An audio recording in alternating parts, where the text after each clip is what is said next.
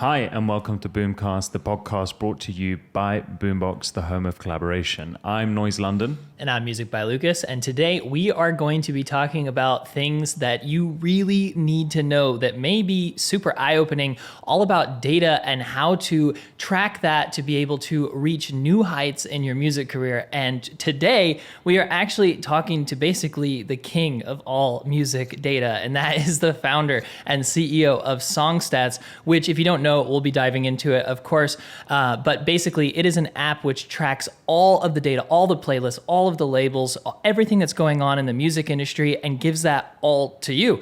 And we're going to talk about why that's important and how you can look into that. So this is Oscar from SongStats, and thank you for being here, Oscar. Yeah, thanks for having me. Thanks to everyone for tuning in today. Don't forget that this podcast wouldn't be possible without Boombox.io, which is the home of collaboration where you can share, store, and synergize creativity. I like to use Boombox to upload my files to my clients. They can then leave timestamp feedback in the form of text or voice notes, making my life as a musician and engineer a hell of a lot easier. That's true, and you can sign up for free with the link in the description below and check out the new features like playlisting, profile creation, so you can find other artists to collaborate with, and a lot more. But let's get to it with Oscar from SongStats. So you're joining us right now from Bali, and you've created this app essentially, and it's an app, and it's on desktop as well. And how did this come about? Like, did you create it there? And what kind of got you to want to create it? Was it some kind of like thing where you were like, there's a lack of data in the industry and I need this data, and so you created it? Or like, how'd this happen?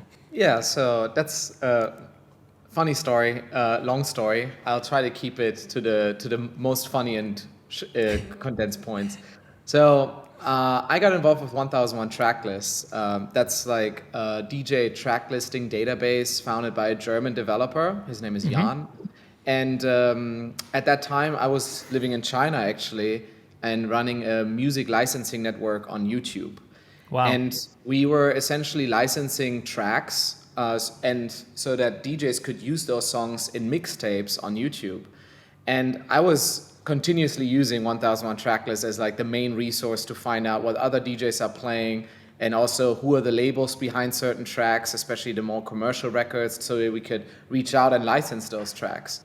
And I reached out to Jan around about the same time as Evan, who's another part of SongStats and also 1001 Tracklist, reached out to Jan as well. And at that time, Jan was just running this platform all by himself. And we felt like he needed some help, and especially Evan and Jacob as well, who's now running more of the social and event side of 1001 Tracklist, jumped in there and really got the ship going and really started making 1001 Tracklist like the household name for track listings in the electronic music space. Yeah. And I exited my previous business, the YouTube licensing network, and we were kind of exploring ideas of how we could work together more closely on the 1001 Tracklist side, and came up with the concept of essentially starting a 1001 Tracklist for Artists dashboard. Imagine that all of this data that is being collected from 1001 Tracklist is extremely valuable, not just to artists, but also the record labels. Say, David Guetta plays your track at Tomorrowland. That's like a crazy achievement that you should know about, but it also potentially gives you a lot of social content of like that live stream when like your track is popping off on the main stage, right? So a lot of like people were really interested in like seeing this data, not just fans to discover like what tracks were played, but also the artists themselves to discover stuff for their own sets. But of course, you wanted to get the validation when your tracks are being played on the big stages, right? So in a way, 1001 Tracklist created like a little bit more of like a promo ecosystem for music as well, because ultimately DJs are influencers, right? They're up on a stage performing your track to a massive crowd. People are sitting there with Shazam, or they use 1001 Tracklist to then figure that out. So what we wanted to do is create like almost like a professional dashboard, and we called it 1001 Track Stats. So it was like the stats companion to track lists. And at the beginning, it really only had 1001 Tracklist data, and it was quite basic. And we at some point felt like, this is probably not enough. So we were like, okay, how about we try and integrate the other services that DJs care the most about, which at that point were definitely Spotify and Beatport. Right. And we also did SoundCloud. So these were like our 4 primary like sources that we had at the very beginning. And it was still called 1001 Track Stats, very electronic focused, all built on the 1001 Tracklist database. And then at some point we were like, okay, actually all these tools we're building and continue to build, they are so applicable not just to electronic music, they can be so much more, right? So we started integrating Apple Music, we started integrating a couple other services, and then we really kind of decoupled 1001 Tracks Stats at that time from 1001 Track Lists and rebranded as Song Stats. And the big thing that had to happen there is to kind of make our database accessible to any genre. And that's pretty hard at the beginning because we are all coming from an electronic music background. I make music myself. And then suddenly you have clients who are like reggaeton or K-pop or country. And you're like, whoa, this is crazy, And everyone has other challenges as well that they're facing in the music industry. And so we're kind of tipping our toes into that. And we relaunched as Song Stats. That was April of 2020, if I'm not mistaken, right at the beginning, basically, of the pandemic. Right. And we were a little bit worried about this, but ultimately it turned out really helpful for everyone because of multiple reasons. One, everyone was at home. Everyone had time to hey, this is a cool new app. What is this, right? And checking out Song Stats. No one was touring anymore. So also releasing music became more and more important again, right? So a lot of bigger artists that haven't released anything in years, they actually started producing an album again and all of these things, right? So it was a good time for us to launch this, actually. We got a lot of user feedback and of course have been building it ever since. So today we integrated 13 or 14 different services. We created audience insights. We just recently launched marketing tools which help artists to market themselves through playlist recommendations and venue finders, so you can find venues where you should perform at. So we become this hopefully all-encompassing little manager in your pocket, not just for a dashboard, but also on your phone. You get a push notification every time you enter a playlist, when you enter the charts, if you get featured by a store. So it really is a little tool that you can hopefully use and discover all these little achievements that can build your career. And the range of our customers is also ranging from very first release, never released a track, to the mega stars. So it's really interesting that SongSets has seen such a great adoption, and we're really thankful for that. Yeah. I was gonna say, I'm really curious to know more about on the data side, because that's kind of what I think is very intriguing, because data is obviously so important these days. People are, just more and more with the rise of AI and everything that's going on, it's becoming more and more powerful. And the thing that I like is that you guys have taken something that's spreadsheet data and made it fun, because no one wants to look at a Microsoft Excel all the time, and most especially not music artists who are not interested in that kind of stuff. But I'm curious to know, if you were to kind of take all that data that you have got over the years, I almost feel like you are kind of in a position where you guys are kind of masterminds, knowing kind of what's the trends, what's going on. Do you use any of that kind of data to make any business decisions? Do you know what the most popular genres are? Obviously, I mean, I would imagine with 1001 track lists and song stats, if you were to get back, I guess my question is, if you were to get back into music right now, knowing all of the data, would that data, what would be the most successful genre to go after? What would be the most successful route for an artist today if they were, Before you answer that, can I take a guess at what the most popular genre is right now, or the most popular 3? Is number 1 is reggaeton, right? In the world? In the world, it's the most listened to in the world right now, or not? I actually couldn't tell you right now, to be honest. Okay. Not off the top of my head. The funny thing is, let's kind of unwrap that question from the get-go. So first thing, data in music industry is as you said, spreadsheets, every service is different, and especially metadata can be so messed up. It's like, that was like the biggest challenge of like building a backend that is compatible with all of these platforms. Is like, how do you deal with like everyone submitting different stuff to you, right? So let's touch on genres. Spotify has over 5,000 genres. They like differentiate between, well, the category that I'm in is literally called German tech house. So if there's German tech house, there's likely also like UK house, and then there's like all of these other like tiny subgenres that are there. Now, then there's the Apple Musics of the world, and they only differentiate in like 12 different genres. They're like, that's dance, that's reggaeton, that's like country, right? So everyone has like a little bit of a different understanding. And then within electronic music, of course, you have stores like Beatport who are very specific about the genres and kind of like keep them up to date as well with like keeping a pulse on the culture, which I really like and really appreciate.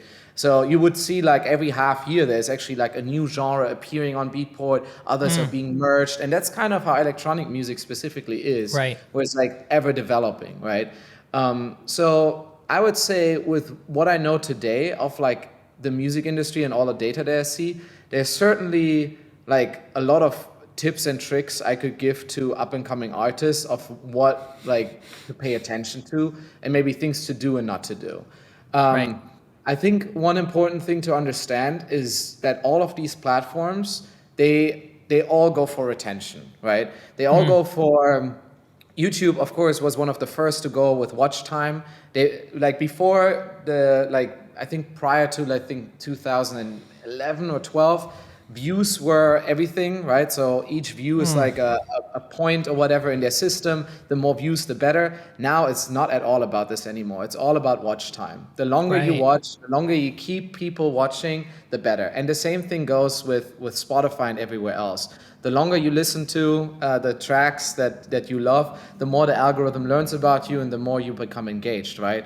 So it makes a big difference having people like listen to your songs over and over and becoming super fans. And Spotify just recently started like reflecting that as well in Spotify for Artists, where they now start to show who are your super fans, who are the most engaged people that are like listening to you more than anyone else. And they also surface that again in the yearly recaps that they do, etc. So it's interesting how now all of these platforms that are out there, and when we started Songstats, there wasn't even like that many that felt Right. relevant.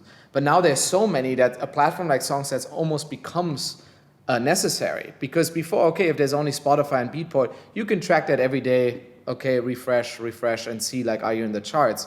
But now you have like 13 different players there. You have TikTok now competing with YouTube Shorts, competing with Instagram Reels. Right. You have like Amazon Music and Tidal and Deezer, and now there's TikTok Music coming soon. So there's like a lot happening actually in this space, and it's really exciting. So I think one big advantage that you have with using a tool like Songstats is that a lot of artists, they see early success maybe in one of the platforms. Say, for instance, you're doing well on Beatport and Spotify, the main two, and you keep paying attention to these two because you are successful there. So you kind of like restrict yourself to only these two platforms, and you always like push those, right? But what might happen is that actually the curators from Amazon Music might really like your music as well, and they feature you in the store and put you in some editorial playlists, but you don't even pay attention to that, right?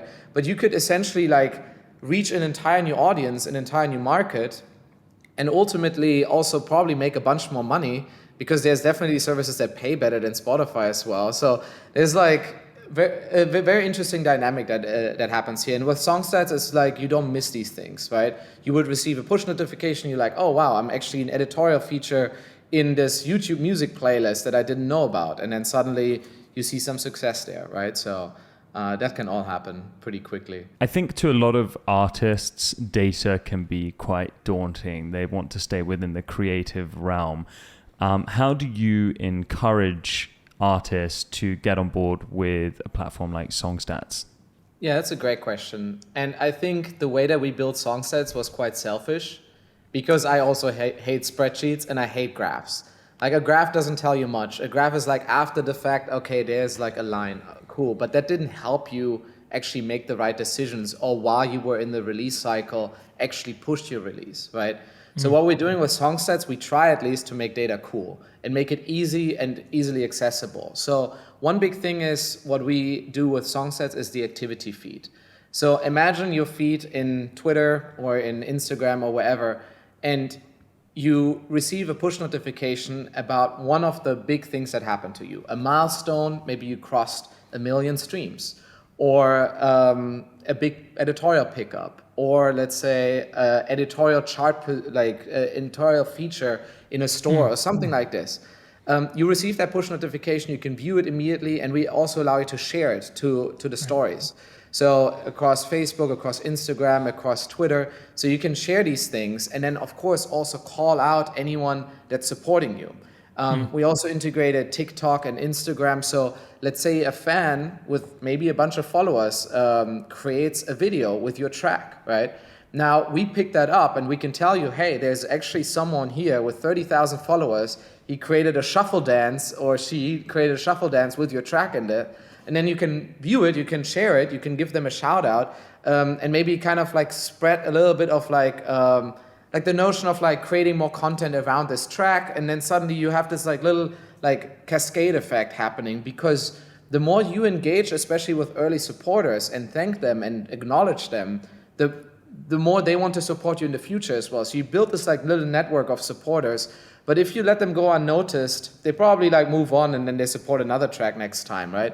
But if you kind of build a small relationship with them, you can kind of really build this up. And then of course, that's always how we felt about the data aspect of it. It's not about knowing like, okay, 10 days ago, I made this many streams. It's good to know that and see how you progress, right? But it's much more important to know right now what is happening. That's the playlist that supported you. This is the guy who made a video about you. Here's this girl who like creates some awesome content, and then like you can reach out and like text them, right?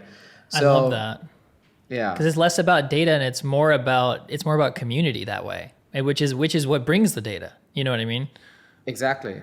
Yeah. Well, there's a lot of artists who have a lot of resistance to creating content, but if there's UGC coming out, which you're, like you said, you're not just providing how well people's music is doing, but then also who else is using it and in what format, so they can immediately repost that. And like Lucas was saying, you're building a community. I think there's also that thing in music where it's like no one's really interested in how well you're doing until you're doing well. So to see other people celebrating your success, whether you know them or not, especially when it is randomers, having that validation, that external validation as an artist, I think is important for your own progress, your own like ego, but then ultimately like being able to share that. People are like, oh, maybe something is happening here. Maybe something is going on. So I love that you're able to provide musicians and artists out there with user-generated content via just a push notification. That's incredible. Yeah, it's really important to us to allow you to instantly share things, right? So we create our own sharing artworks as well about things that are maybe not UGC. So let's say you get added to an editorial playlist. Then what we do is we create these sharing backgrounds for you, and then you can choose from different backgrounds. We even allow you now to essentially we import your canvas that you can upload to Spotify, which is like a seven-second loop essentially. And we put that in the background. So then you have this like cool overlay over your canvas, giving you the achievement that you had.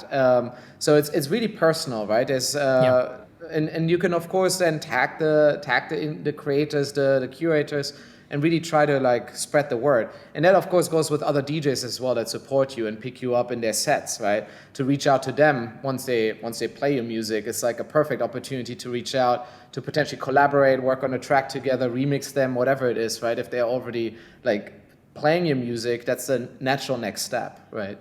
Yeah. What do you think artists should focus on? Like if you're talking to a newer artist and they basically, only have so much time in the day to make their music, and they are, maybe they work a day job or whatever, and they go to school or they have family obligations, and making music is already a lot for them, but they have that dream, they really do want to succeed, and reach a new audience and grow. Knowing the data and knowing, and I'm not saying telling them necessarily to focus on trends or whatever, but what what should they be focused on? What's the most important details, do you think, in 2023, like for their career? So one is make great music, you know. I Yeah. mean, that's how it all starts. You can try to like play the algorithms as much as you want. Like it just takes time to make good songs. That's a simple fact. And I think also there is don't get discouraged if your first couple of tracks don't like hit the road like straight up flying, right? I mean, that's just it just takes time to build an audience. Now, there's definitely tricks that you can use. I think one big one is specifically with Spotify, but I think that goes to any of like the streaming platforms, is to really push as hard as you can ahead of a release and then during the release. So especially like in the first week, you got to imagine that the Spotify algorithm starts every song with like a big question mark. They like try to like evaluate, okay, what is this piece of content that I have in front of me, right? Is this like something that I should be pushing and sharing, or is this something that like probably not so many people are interested in? So how can you do that? So one big factor that like plays a role here is like how people engage with your songs. Do they listen? Do they put it into their collection, into a playlist? So all of these actions are being taken into consideration. If you, for instance, want to start and get a head start on a release, run a pre-save campaign, right? So that basically means that ahead of release, you can always start pushing it. So it's not just like overwhelming, oh, today's release day, I need to post about it one day or something. And then afterwards, it's like, you basically give yourself more room, like let's say a week or 2 weeks before, to already like tease the song, right? Put out some videos maybe or something, how you created it. And then of course, get people to sign up for this pre-save campaign. It doesn't matter if it's at the beginning only 10 people, 15 people, 20 people, it doesn't really matter. What's important here is that this audience has the song added to their collection on release date automatically. Now, why is this important? Is because now the algorithm can go in there and profile those listeners. So it can tell you, oh, like profile XYZ, he likes this song, and then they will go ahead and check what are other songs that this person likes. So then immediately it can kind of like pull this song into like the correct place where it probably should be, and starts like seeding it to a similar audience there, right? And then those people will start listening, and then from there, if it resonates well with them, it will keep growing, right? But essentially what you do is you give like a little bit of initial feedback of where this track belongs. And then the better that feedback, the more accurate the algorithm can kind of like predict the people who could be interested in it. Therefore, they might really be interested in it, and then you grow in popularity. And so popularity is also like an interesting metric that we measure specifically for Spotify. It's not really available anywhere to view. We're able to like collect that from like the back end. But it's essentially like a metric from 0 to 100. It's like a percentage. And the higher your percentage, the more popular your song is being considered by the algorithm. And at the beginning, we usually see a song like shoot up, because at the beginning, if you do really well, it will like really go up there. And let's say you really push hard in the first like couple of like days, that means like immediately the algorithm thinks maybe you're greater than you are, and therefore will promote you in much more playlists, and then you will get picked up in more and more of like the algorithmic playlists. And ultimately, those are the ones who result in the most streams. Everyone's always like, oh, I got this editorial spot, you know, I got featured here. But to be honest, like these slots, they last for 1 week, and then they're gone. And that's like it. And then, okay, you got maybe like 5,000 to 10,000 streams max from those, and that's it. But what really gets out of this is that the algorithm picks you up. And that's why these personalized playlists that are shuffled around and kind of like, actually Spotify internally call them algotorial playlists. It's like a mix of algorithmic and editorial. So they're kind of like editing it, but then they're also letting the algorithm just like figure out like what's the most like listened to behavior of each listener, right? So I think there's a lot to take away there from basically trying to influence the algorithm to a degree where it knows what music you make, it knows your audience, you push it hard at the beginning so that then it picks you up and kind of like lets it fly from there. And then you don't even have to worry about it. Then suddenly you just see streams coming in, right? And you're like, whoa, this is great, right? Because the algorithm is doing it kind of for you in that moment, right? Now that's all about streams. It's another entire topic to kind of like position yourself out there. especially through socials, and like build yourself like a face to your music. And I think that's like another topic that probably, Lucas, you can talk more about, and other people that are more present, I would say, especially in the social space. We obviously measure the data, but oftentimes, as Fabio said as well, it's a lot about like kind of like showing like as well that you're making it, right? We can help with maybe showing that you made it onto an editorial playlist, but ultimately, if you have that sick shot of like a festival behind you, or like a big crowd, that's when everyone's Green like, screen. wow, these guys are really popping off, right? Like that's how you get like all the Well, I want to talk just a little bit about data and AI. Do you think it's possible that it's going to be harder for artists to make it because the level of entry is going to be like the people who have the data are going to be in this higher, you know what I mean? Does that make sense? Like, do you think that this is something that people should worry about? Or do you think that, there's a way that average people could get access to this data? Or do you think that people shouldn't be worried at all? I don't think people should be worried, and I think I have multiple reasons for it. I think, like as an artist, okay, maybe there's an AI creating some song there. Right. So what? The AI is not gonna like start touring. The AI is not gonna like be on socials or something. Right. Tupac came alive 5 years ago. Coachella. We never know. No, you're right though. You're right. Yeah, AI is never going to be touring. That's such a valid point, and I never thought about that. I mean, the amount of like listeners is growing every day on these services, right? Now, if there's a couple of songs that were created by AI, so be it, right? I mean, honestly, a lot of productions are being made by other people, not by the main performing artist. I think what will happen more and more is that people will leverage these tools to create better music for these artists. Like, and I mean, there's always been formulas in music, there's arguments to be made like, okay, Max Martin, he's just writing the same hits all the time. He's just so successful at it, he knows the recipe. Yeah, but it's still not so easy to write a hit, right? Like, even if you know the recipe, everyone is trying that, right? Okay, there will probably be at some point the first AI created hit that reaches 1 billion streams. I can already see that headline in like 10 years or like in 2 years, who knows, right?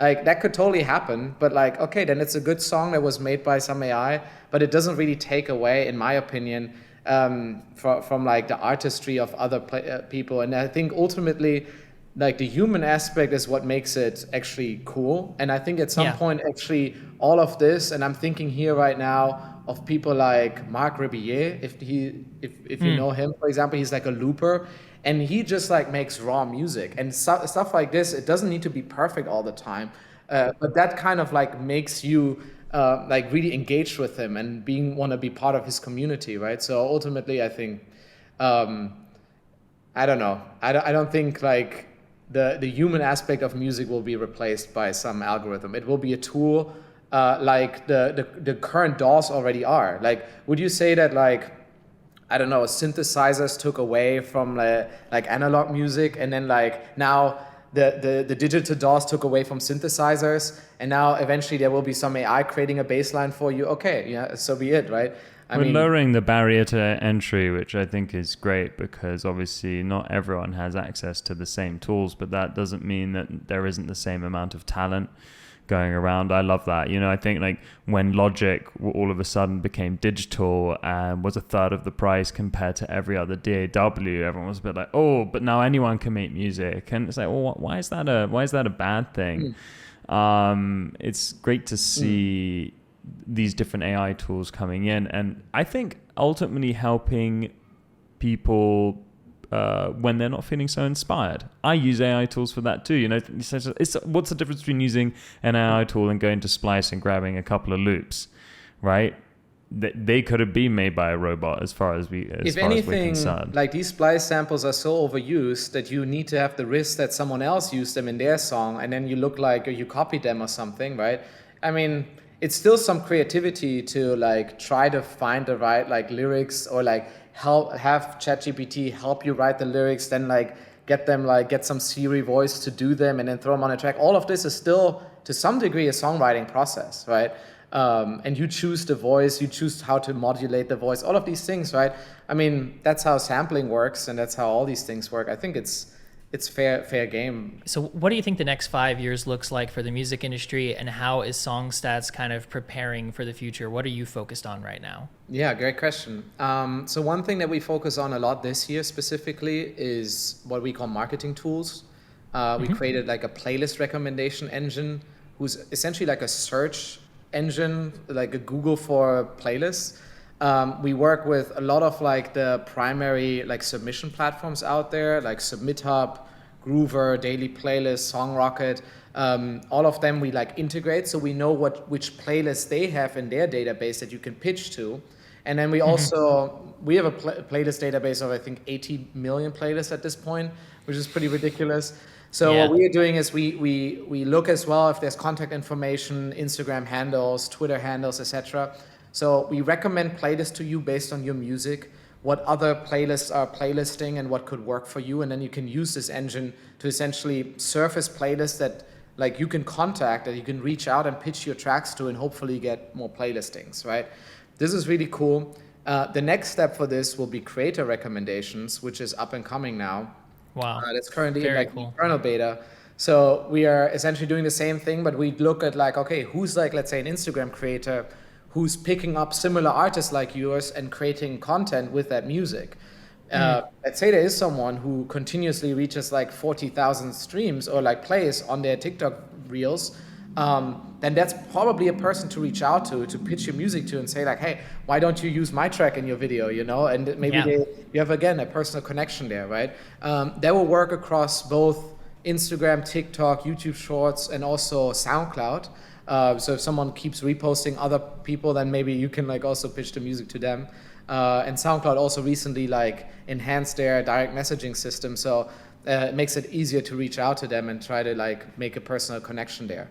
Now from there, we are quite focused right now on releasing a couple more tools actually outside of Songstats, but they will be part of like our ecosystem. So I think I can spoil that we will have a new platform soon called Songshare, which is essentially like automated smart links for free for everyone. So because we are already aggregating all of the links anyway, you can essentially like create like a automated smart link for you. You can track all of your insights, your click-through rate, your visits, which sources are opened the most, all through Songstats. And then we're also going to get a little bit more into radio data soon. There's a bunch here, and this is kind of coming over the next like. Yeah, you have a lot going on. Thanks for leaking it here. Leaking it early, seeding it, right? It's going to be exactly. Now for the 5-year aspect of things, that's like a whole other discussion, I guess. I mean, it's really hard to know. Right now, TikTok Music is imminent to launch. They call themselves a social streaming service. It's currently only available actually here in Indonesia and in Brazil. So I got the privilege, I guess, to test it out early, and it's fun. Yeah. It is really fun. They really connect like almost like a social aspect with a streaming service. So you can actually like leave comments underneath tracks. You can like tracks, like, and it's like a public like, right? You can create like these like almost like emotional sharing artworks of lyrics. Because they have all the lyrics, you can basically share like a quote of a track to your own like socials and stuff, or then like import them on top of like your own like, I guess TikTok video, for example, and then it shows the lyrics and stuff. So it's really interesting the way that they're going, and I think there's also like development here now with Spotify actually introducing music videos soon. So that will also maybe power up the creation of music videos more again. Currently, everyone is just doing a 7-second like TikTok canvas loop or whatever. Yeah. Exactly. Yeah. But like creating music videos was such a big deal, like in the MTV era, and then YouTube became a really big thing. But now with streaming, like kind of like diversifying, if Spotify picks it up, the other players will need to follow, and then maybe people watch more music videos again, and that will be a big part of like your creation process. So it's really hard to tell like where the journey is going, but I think it will be more engaged, more fun, more creative, outside of course, and maybe a little bit more fast paced via the help of some AIs. So we'll have to see. Yeah, it sounds exciting for sure. I'm really looking forward. I think it's such a missed opportunity that Spotify haven't allowed comments under their songs. It's just like, you know, it just makes so much sense for people to be able to engage with the music in that way. SoundCloud does it. Now, obviously, TikTok is one of the biggest ways to discover new music. I know that I discover a lot of my pop music via TikTok, but especially because of that visual association that you just don't have on Spotify. So it'll be interesting to see if Spotify also then tries to copy TikTok the other way around. We'll see. I just want to, there's so much information in this podcast. So for myself, for the listeners, I just wanted to talk on my biggest takeaways. So, one of the things that you brought up is which has become more obvious to me now after listening to you speak, is Spotify is a social media platform. You follow, there's pre-release, the plays are essentially views, and you're pushing that piece of content, it's musical content, and then you have to add a new one as often as you like. I thought that was really fascinating. AI is not a threat. That was also important, I think. It is. And it's great to see, we love these stories. I know Lucas does too. The perfect storm pandemic stories, right? Where people started their company or invested in doing something that they loved, and as a result of the pandemic actually benefited from that. And it's great to see SongStats not just providing you, or artists, musicians, labels with data, but it seems like it's also like an in-pocket manager. And I love that term. And obviously it's a UGC connecting platform. Love that you're bringing creator connections as well. I think that's going to be super powerful. And Oscar, I think I just have one final question for you is, when I release my new song, will you record a dance of yourself? Okay. Here's the thing about this, okay? I release a lot of music myself. I can try to hack the algorithm all day I want, but the problem is that I also don't really necessarily like to create social content so much. So I think you should ask Lucas to be your dancer for the video. There one we go. For one? Hey, we're all going to be at ADE. We can record a dancing video together. Let's do that. Let's do that. That's a follow-up here. Perfect. There you Awesome. go. There you go. Sweet. And where can people find SongStats on social media? Speaking of social media, is it at SongStats? That's right, SongStats. Go to Perfect. songstats.com or find it on the App Store as well. Or just search for SongStats. And if you want to sign up via the desktop dashboard, we can do a little bit of a discount code that's available for the next 2 months. So if you are listening to the very end until now, put in the promo code Boomcast20 and you will get a 20% discount for the lifetime of your subscription. So that will last forever, which is really cool. Boomcast20. Put it in now. You can find me on all socials as well at Music by Lucas, and Boombox at boombox.io. And Fabio? You can find me on @noise_London. Sweet. And we will see you next time. And thanks again, Oscar. Everyone have a great rest of your day.